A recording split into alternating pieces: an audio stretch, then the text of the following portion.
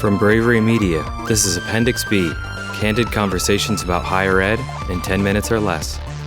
On this week's episode, early strategies for student retention. And now here are your hosts, Kristen Van Dorn and Joel Goodman. So Joel, this week you were talking about how retention efforts start now. They do.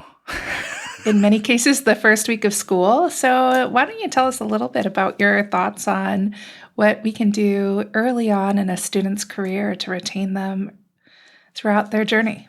I think on campus, when we think about trying to fix retention issues, a lot of times the focus goes into what software can we put in place. You know, it's how can we figure out when the early warning signs that someone's not going to make it through their program or that they're flunking out of a class or something? How do we get this software in place to notify ourselves of all this stuff? And well, I think a lot of times, you know, the early warning signs stuff is super important. I don't think we're really considering all of the things that go into what makes that, you know, those people have a difficult time in their classes, have a difficult time in learning. We think of a lot of different things, but one of the, I think, more obvious ones, and probably one of the harder ones to tame, really comes down to the student experience. And as you said, like that starts now. It starts as students are coming onto campus. Today's undergrad students in particular are using dozens and dozens of web experiences and digital experiences, and they interact with customer experience type of programs that are not accidental. You know, the really good brands out there put a lot of focus into how they treat their customers, how they treat their buyers.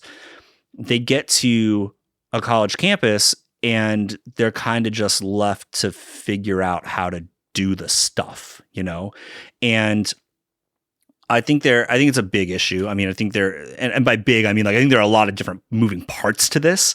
It's not just like, oh, cool, we're going to make our onboarding better. You know, we're going to make sure that new student orientation is something that's a little bit more thorough. I mean, that definitely helps. And, you know, at Bravery, we've contributed to improving some of those for clients in the past.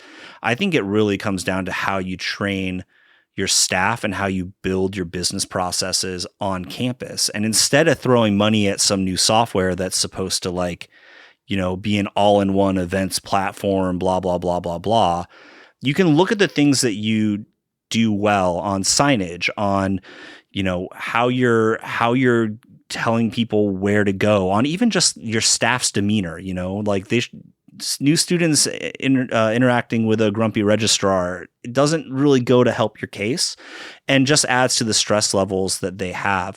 It's really about meeting them as humans where they are versus trying to force them into something that you have already set up for the last 30 years, right? And if you are trying to do that, they're more likely to end up not completing, like not staying at your school, looking for some other institution that's going to treat them better and treat them kinder and make them feel more confident. And I think that's the key. The more confidence that you can build up in a prospective student, in a current student, in a staff person, in a faculty member, the more easy they're going to find their job or their academic career or that sort of thing, because they know how to face it. They feel equipped to go through those different processes. Yeah, I think about the email overload that especially incoming students feel, because all of a sudden they're bombarded with emails from the campus bookstore about sales on sweatshirts, and from athletics about get your football tickets today, and about the classes that are still under enrolled, and about messages from the dean and messages from the provost and messages from the president. And then there's always, you know, undergrad offices that want to make sure that they know about study spaces and about financial aid questions and make sure that you've done this and that. And so there's so much messaging that happens right in the end of August, the early part of September. And there's so few emails that go out to students that just say, hey, how's it going? Do you have any questions? Is there anything I can do for you? Now, we tack those on at the end of these big, long messages that run like punch lists of things that they're supposed to be thinking about. But those rarely come across as like a personalized, I'm thinking about you specifically. I want to make sure that you're doing okay.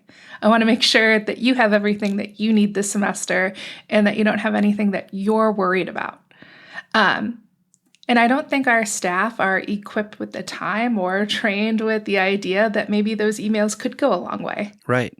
And I think it just kind of underscores the thought process that, mental health isn't something that you need to just like address after there's a problem, right? And that's part of it. Like that amount of stress and that amount of burnout, that amount of newness on someone, it's a lot to take. And if you can make sure that they don't develop these kind of discomforts and fears and things by simply checking in as a person to a person with your new students, it can go a long way to making sure that their academics stay up. I mean, a lot of times that's the problem. It's and I mean, we see this in student affairs, research studies. A lot of the people that are stopouts or that leave and transfer somewhere else or that, end up just not finishing at all, it comes down to not necessarily that they're bad students. I mean, maybe some of them weren't really prepared to go to college in the first place and you didn't have support systems in place to help them out.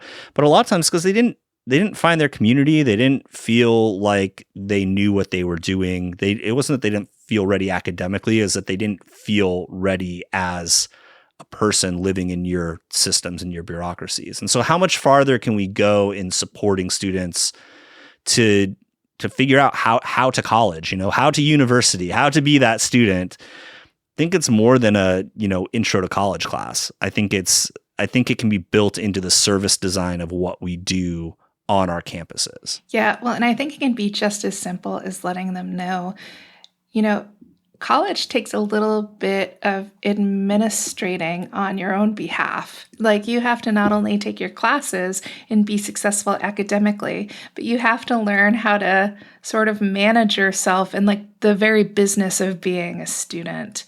And that takes a certain skill. It takes a skill for planning how you're going to move through your academic program, for planning out your finances, for planning out your academic path, and for being open to the slings and arrows that happen in everyday student experience.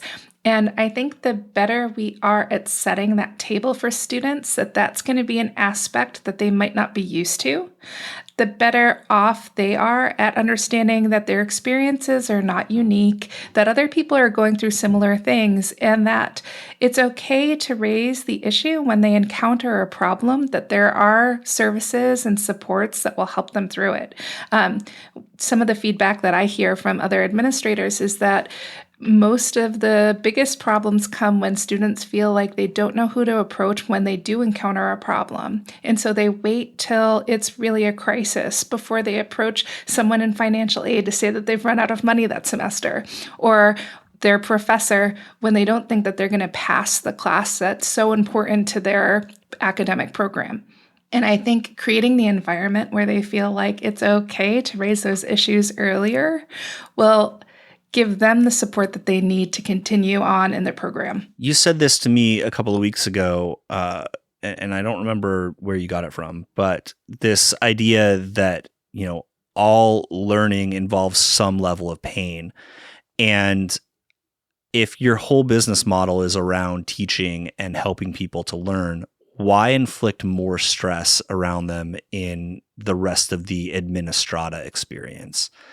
Like, make that stuff easy. If they're already going to experience pain, like encountering new ideas and being in the classroom and doing the important work of higher education, don't make it harder for them. Like, especially, maybe we're all softer now that we're living in the modern times with all these digital tools, but make that experience side, make the living side of it, and the administration side of it easier for your current students. And that'll make the education side that much more powerful and that much more effective for them going forward. Thank you so much for listening to Appendix B. If you want to hear more from the team at Bravery, please check out our biweekly newsletter, Higher Ed Hot Takes, at bravery.co/newsletter. Thank you so much, and we'll talk to you on LinkedIn. Bye-bye.